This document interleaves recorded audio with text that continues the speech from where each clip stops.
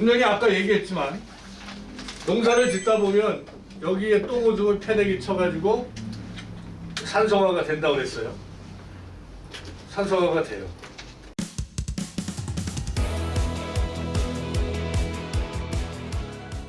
그러니까 농부의 욕심은 과부촌에 과부가 10명, 뭐 20명, 50명밖에 안 되는데 그 이상의 양분을 투입을 해버린다고. 욕심 때문에. 뭘 집어넣지 않으면 안 한 것 같대. 이 넘쳐나는 떠돌이 비료를 이름하여 키워드를 노숙자라고. 노숙자. 우리 시대에 노숙자가 넘쳐나면 어디 분명히 사회 문제가 생기잖아요. 질서가 깨지잖아요. 노숙자가 넘쳐나면 정부에서는 반드시 복지 정책을 쓰죠. 국민주택을 줘요.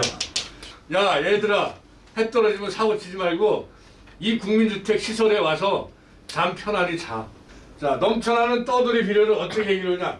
국민주택으로 해결하는데 이 국민주택이 뭐냐? 이게 바로 녹비예요. 녹비.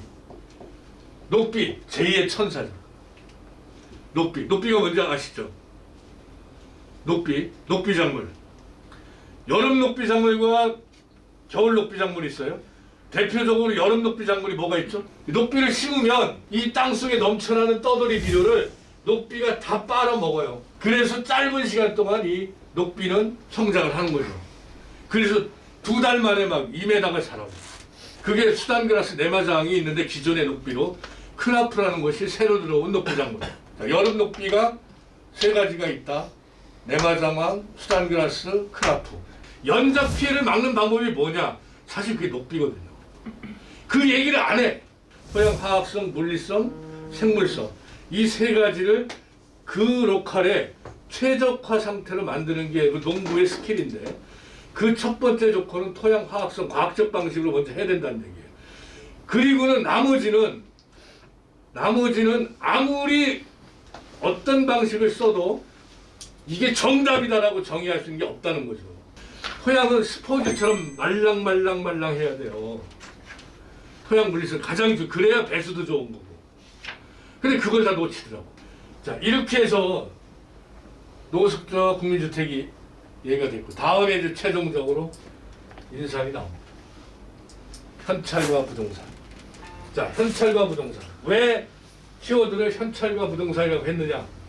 자, 여러분, 농업기술센터의 토양 검정을 받아보면 pH 다음에 유기물이 나오고 유기물 다음에 유효인산이 나오죠. 유효인산 350에서 450이죠. 자, 근데 이 유효인산 측정치를 보면 대부분 토양검정서를 보면 1000이 넘어가는 데가 너무도 많아요.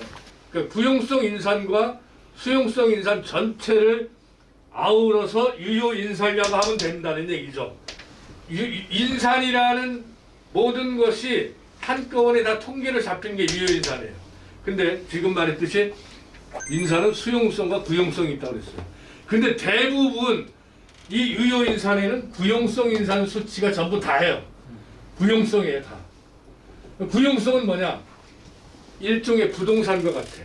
제가 올라오려면 세월아 내버려요. 그러면 당장 올라올 수 있는 게 뭐냐? 수용성. 수용성은 딱 타는 순간 우리에서 금방 올라오잖아요. 아, 당장 편의점 가서 김밥이라도 사 먹어야 되는데 난 부동산 재벌이야. 현찰이 하나도 없어. 부동산 재벌이면 뭐하냐고. 굶어 죽는 거지. 그 현찰이 수용성 인산이라는 거예요. 측정한 모든 농가가 기준치가 100이, 최하 100은 돼야 돼. 100ppm이죠? 100ppm이 돼야 되는데 충격이에요, 이거는. 내가 가서 직접 측정을 해봐도 20 넘어가는 농가가 거의 없어요. 거의 없어요. 할 수가 없어요, 이거는. 그거는 다른 양분이 아무리 많아봐야 결과를 낼 수가 없다. 그런데 여기다가 현찰, 수용성 인산을 딱 주면 일주일 만에 기적이 일어나요. 일주일 만에. 우리가 이렇게 생겨야 돼요. 위에가 어깨가 동고스름 해야 된다. 근데 이런 게 있죠. 그냥 어깨가 없이 뾰족해. 이게 어깨 빠짐 현상이라고 하는데 이 어깨 빠짐 현상의 원인은 뭘로 가요? 질소로 본다. 이런 데다가 수용성 인산을 투입하면 일주일 만에 빠진 어깨가 다시 생겨. 동고스름하게. 이게 수용성 인산의 기적이에요. 수용성 인산이 들어가는 순간 얘가 팔자가 펴요. 농부가 놀래가지고 무슨 이런 비료가 있냐. 그래서 기적의 비료다. 정말 스코니어링을 읽어보면 그 사람이 최초의 기농자의 미국이에요. 그 책을 보고 대부분 기농을 결심해요. 철학적으로 영향을 받는 게. 그 스코니어링의 농사짓는 이야기가 나와요. 아름다운 조화로운 삶이라는 책에. 거기에서 두 부부는 과인산 적폐를 씁니다. 근데 놀라운 게 뭐냐면 유일하게 하나 있어요. 함량이 제일 높은 거. 로엔스 21%. 와, 이거는 뭐 똑같은 수액이라도 완전히 다른 거예요. 5%짜리하고 10%, 20%짜리 다르잖아요. 로엔스의말로 포도당으로 치면 20%짜리 고농도. 그건 아주 비상용으로 쓰는 게 최고죠. 그러한 자재다. 수용성 이상. 그걸 가지고 선생님은 여기 밴드하고 한 농가에 시험을 했어요. 근데 시험 데이터까지 뽑았는데 그 성과까지 1,000원의 그 포도농, 토마토 농사하는 사람 효과를 받고 그 사람들 로엔스의 성능에 대해서 실감을 했고 인정을 했습니다. 그러니까 이게 뭐냐? 바로 수용성 인산이라는 거죠. 그러니까 비료의 제왕은 지금은 질소가 아니라 저는 인산이라고 생각이 됩니다. 인산인데 부동산 형태가 아니라 수용성, 현찰 형태로 있는 수용성 인산이야말로 비료의 제왕이고 지금 현재로서는 가장 우리한테는 우리가 주목을 하고 또 그것을 현실적으로 활용을 해야 될 가장 중요한 비료다. 이게 이제 토명 선생님의 농사 철칙이라는 4가지 중에 첫 번째예요. pH를 6.5에서 7로 맞춘다. 두 번째, 완숙 유기물인 천사를 투입해라. 유기물, 천사를 투입해라. 세 번째, 두둑을 높여 배수를 좋게 하라. 토양 분리성. 두둑을 높인다는 것은 배수를 좋게 한다는 얘기거든요. 세 번째, 두둑을 높여서 배수를 좋게 하라. 네 번째, 수용성 인산인 현찰을 투입하라. 이 4가지만 제대로 실천하면 농사는 실패가 없다.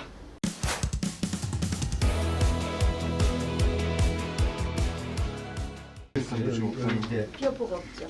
그렇구나. 얼마 10이죠. 나왔어요? 10. 10밖에 안 나왔어요. 10밖에. 10번이 없어요. 100이 나와야 되는데 제주도 시료거든요. 10밖에 안 나와. 이게 농사가 되냐고 이게. 뻥 터져가지고 이제 나오는 거죠. 제주 토양은 알루민이 많거든. 알루민이 그러니까 남자 토양이 육지는 뭐라 그랬어? 여자 토양이라 그랬잖아. 제주도는 AL 플러스 한 거거든요. 근데 그래서 그건 인산을 많이 먹어요. 인산을. 그냥 알루미늄하고 결합이 돼버려. 결합되고 인산하고. 이거 못 먹는 거야. 고정화가 되니까. 아까 NO3 측정했잖아요. 이건 지금 비료포예요. 그럼 비료포인데 하우스 가서 무조건 저거 안에 인산이 더 찍어보면 높네요. 방위귀신 나오나 안 나오나 다 알지. 하우스 가서. 저거하고 유효인산하고 이거 머크지를 사서 가지고 다니면서 현장 가서 쓰시라고. 이유랑 아까처럼 그 토양하고 물량이 어떻게 들어간 거죠? 토양요? 네. 토양은 물은 20 그러니까 정도 무조건 들어가고요. 여기는 중류수로 20ml 들어가는 거죠? 중류수로. pH 측정하는 네. 거. 들어가고 pH 측정하는 걸 오,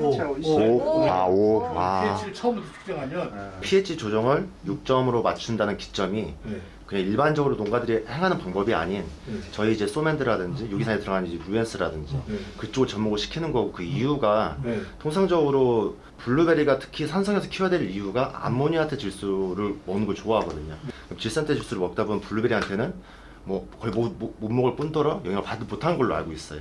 그럼 이 바꾸는 기점 농가에서 관행이 아닌 루엔스 소맨드로 해서 6종으로 맞추고 또 루엔스에는 질산테 질소 들어있지만 거의 대부분이 암모늄 질소로 네. 이제 포장이 돼 있거든요. 네. 그럼 오히려 저는 이쪽에 또 블루베리에 뭐 이렇게 효과가 pH를 무시하고 나서 나오지 않을까 그런 생각이 좀 들어서 한번 예, 근데 pH는 무조건 저 범주를 맞춰놓으면 그러니까 분명히 경험을 해보면은 실감을 해요. 시험을 해보면 시험을 내가 하다못해 포토에서도 해봐도 돼요. 놀랍더라고. 많은 사람들이 처음에 저거 실감을 안 하다가 해보고 경험적으로 되니까 그때서 이런 사람 많거든요. 특히 인산은 수용성 인산은 경험해본 것과 안 해본 거는 천지 차이가 나요. 써본 사람은 안 쓸 수가 없어. 계속 써야 돼.